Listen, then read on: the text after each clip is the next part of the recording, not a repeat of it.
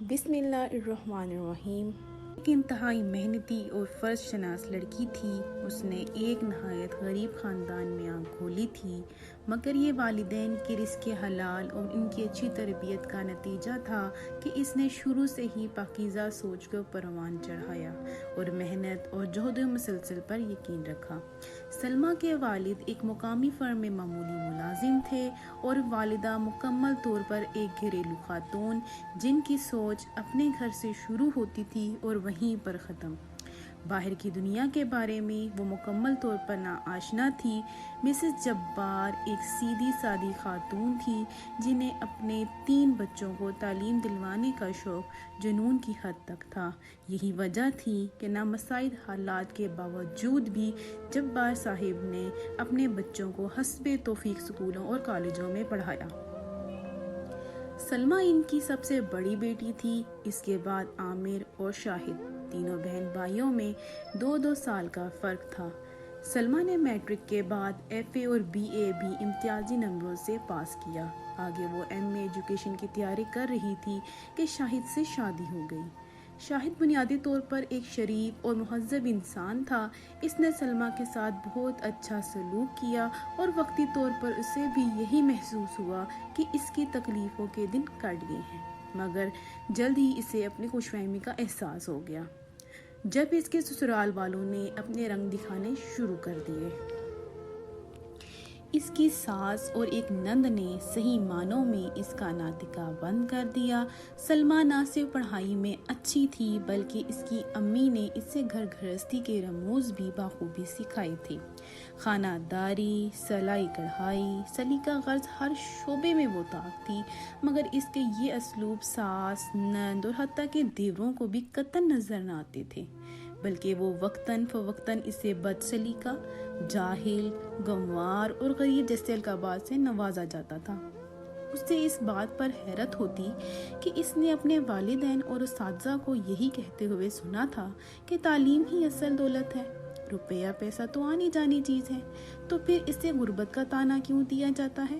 آہستہ آہستہ اسے اس بات کا احساس ہونا شروع ہوا کہ اس معاشرے میں زندہ رہنے کے لیے دولت کی اہمیت بھی اپنی جگہ مسلم ہے، لیکن یہ اس کے والدین کی پاکیزہ تربیت اور اس کے حلال کا نتیجہ تھا کہ دولت کے حصول کے لیے اس نے کبھی بھی غلط راستے کے بارے میں نہیں سوچا تھا۔ قدرت نے بھی اسے اپنی حالت کو بہتر بنانے میں مدد دی۔ سچ کہتے ہیں نیت نیک ہو اور انسان کا عزم سچا ہو تو اللہ تعالیٰ غیب سے ایسی امداد مہیا کرتے ہیں جہاں سے اسے گمان بھی نہیں ہوتا۔ ایک دن سلمیٰ کی ایک پرانی سہیلی اس سے ملنے آئی۔ اس کی حالت دیکھ کر اور خاص طور پر اس کے سسرال والوں کا رویہ دیکھ کر اسے بہت افسوس ہوا۔ سلمیٰ بھی اس سے سچ کو چھپا نہ پائی اور اس نے روتے ہوئے اپنی تمام داستانِ غم اسے سنا ڈالی۔ رضیہ اس کی ہمدرد سہیلی تھی۔ اس نے مشورہ دیا کہ وہ علامہ اقبال اوپن یونیورسٹی کی فاصلاتی تعلیم کی سہولت سے فائدہ اٹھائے اور اپنا MA مکمل کرے۔ اس طرح وہ گھریلو کام بھی کر سکے گی اور اپنی تعلیم بھی بڑھا لے گی۔ چنانچہ اس نے کچھ بچت کر کے اور اپنے شوہر کی رضامندی سے وہاں اپلائی کر دیا۔ ساس کو پتہ چلا تو اس نے آسمان سر پر اٹھا لیا کہ اب گھر کا کام کون کرے گا، گھر کی ذمہ داری کون اٹھائے گا۔ تو شاہد نے انہیں سمجھایا کہ اس نظام میں سلمیٰ کا یونیورسٹی جانا ضروری نہیں، اس لیے وہ گھر کے کاموں کو بھی سر انجام دیتی رہے گی۔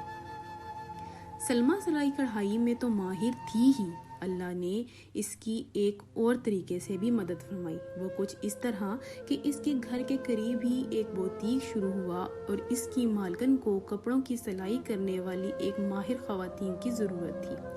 سلمیٰ کو پتہ چلا تو اس نے خاتون سے بات کر کے کام کا آرڈر لے لیا۔ گھر کی سلائی مشین پر اس نے موٹر لگوائی اور ساتھ ہی اس کی اچھی تعلیم اور ریکارڈ کی وجہ سے قریبی پوش علاقے کے کچھ بچوں نے اس سے ٹیوشن لینی شروع کر دی۔ اس نے انہیں اتنے اچھے طریقے سے پڑھایا کہ وہ اس کے گردیدہ ہو گئے۔ جب اس کی ساس اور دیوروں نے دیکھا کہ وہ گھریلو کام کرنے کے ساتھ پیسے بھی کما رہی ہے تو انہوں نے سختی بھی کچھ کم کر دی۔ وہ لالچی لوگ تھے۔ شاہد کے علاوہ دونوں دیور پڑھائی میں بالکل پیدل تھے۔ سلمیٰ نے ان کو پڑھانے کی بہت کوشش کی مگر وہ بگڑ چکے تھے۔ اسی طرح اس کی نند بھی میٹرک کر کے گھر میں فارغ تھی اور اسے سارا دن تیار ہو کر ٹی وی دیکھنے کے علاوہ اور بھابھی کی شکایتیں لگانے کے علاوہ اور کوئی کام نہ ہوتا تھا۔ سلمیٰ کی ماں جب یہ ساری صورتحال دیکھتی تو اس سے بہت رنج ہوتا مگر بھی شاہد کی شرافت اور اس کے حسن سلوک کو دیکھتے ہوئے اسے کسی حد تک صبر آ جاتا اور وہ اپنی بیٹی کے اچھے نصیبوں کی دعائیں کرتی ہوئی چلی جاتی۔ شادی کو 2 سال گزر گئے۔ سلمیٰ کی گود ابھی تک خالی تھی اور اس کی ساس کے چلائے ہوئے نشتروں میں اس کے بانجھ ہونے کے طعنوں کا اضافہ بھی ہو چکا تھا۔ اسی دوران اس کا MA بہت اچھے نمبروں سے پاس ہو گیا تھا اور اس نے اسپیشلائزیشن کے لیے آگے اپلائی کر دیا۔ شاہد کی بھی پروموشن ہو گئی۔ سلائی اور ٹیوشن کا کام بہت بڑھ گیا تھا مگر سلمیٰ کو جیسے اللہ نے آہنی حوصلہ دیا تھا وہ چپ چاپ اپنے سسرال والوں کے مظالم برداشت کرتی اور اپنی ساری کمائی ان کے حوالے کر دیتی۔ شاہد یہ سب کچھ دیکھتا مگر ماں، بہن اور بھائیوں کے آگے بولنے کی ہمت اس میں نہ تھی۔ گھر کا بوجھ کم کرنے کے لیے اس نے بھی شام کو ایک فیکٹری میں جانا شروع کر دیا تھا۔ اسی دوران حکومت کی طرف سے اسکولوں کے پرنسپل اور سینئر اساتذہ کی خالی نشستوں کا اشتہار اخبار میں چھپا۔ تجربہ نہ ہونے کی وجہ سے سلمیٰ پرنسپل کی سیٹ کے لیے تو اپلائی نہ کر سکی مگر اس نے سینئر ٹیچر کی پوسٹ کے لیے فارم جمع کرا دیا۔ ساتھ ہی اس کا MPhil بھی مکمل ہو رہا تھا۔ اسے منتخب ہونے کی نوید مل گئی مگر اسے جو سیٹ ملی وہ سندھ پنو عاقل میں تھی۔ اس نے اپنے شوہر سے بات کی اور شاہد نے کچھ تگدو کے بعد اپنے گھر والوں کو آمادہ کر لیا۔ ان لوگوں کو محض پیسے سے غرض تھی اس لیے کچھ پیش و پیش کے بعد وہ مان گئے تھے۔ شاہد نے اپنے گھر والوں کے علم میں لائے بغیر اسی علاقے میں ٹرانسفر کی کوشش کی اور اپنے افسران بالا کی منت سماجت کے بعد اپنی ٹرانسفر کھانے میں کامیاب ہو گیا۔ خدا نے جیسے ان دونوں کو صبر اور اچھی نیت کا ثمر دیا۔ جیسے ہی وہ دونوں پنو عاقل شفٹ ہوئے سلمیٰ کی گود بھی ہری ہو گئی۔ 5 سالہ تجربہ مکمل ہونے پر اس نے پرنسپل کے لیے درخواست دی اور تحریری امتحان بھی پاس کیا۔ اچھے تعلیمی کیریئر اور شاندار ریکارڈ کو مد نظر رکھتے ہوئے انٹرویو پینل کے اراکین نے کامیاب امیدواروں میں اسے پہلے نمبر پر منتخب کیا۔ اس دوران اللہ نے اسے ایک بیٹے اور بیٹی سے بھی نواز دیا تھا۔ شاہد نے اپنی بہن کا رشتہ دفتر کے ایک عمر رسیدہ کلرک سے کر دیا اور اپنے بھائیوں کو قرضہ لے کر باہر بھجوا دیا۔ باہر کے دھکے کھانے سے ان کی بری عادتیں بھی کم ہوئیں۔ وہاں ان کو مزدوری کرنا پڑی۔ اپنے ماں اور باپ کو شاہد نے ساتھ رکھ لیا۔